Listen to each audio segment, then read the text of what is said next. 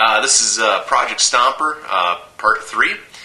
Today we're going to be mounting the motor to the chassis, and then we're going to be bench testing the motor and the drive line to make sure that everything works.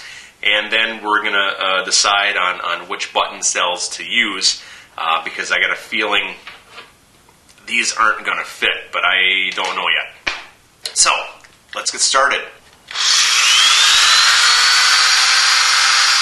Now that I got the chassis pocketed out and the motor fits good, now I'm going to go ahead and I'm going to epoxy the engine in place, mix it up, and this stuff sets in about 5 minutes. It's an epoxy for plastic. It works really good. Carefully dab it in. Wet your finger a little bit, and you can push it on top of the epoxy. And that just kind of helps the epoxy into the little cracks and crevices before it completely hardens. The motor is now epoxied in, and well, the drive line is finished. So now I'm just going to bench test the button cells and see if they work. I put a little white mark on the tire so that it would be easier to see, and let's check it out here. All right, here we go. And it works pretty good.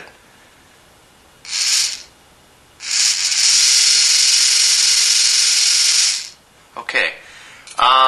Now, I'm not going to be able to use the button cells that I was planning on using because they're a little too big.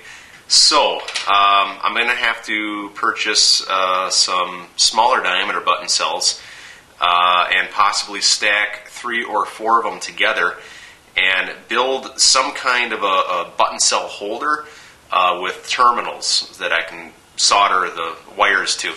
Then, the switch I was planning on using it will not work either because, again, it is too big. So I'm going to have to rummage through my drawer o' junk and see if I can find a smaller switch that I can use to turn this car on and off. This concludes the Project Stomper Part 3.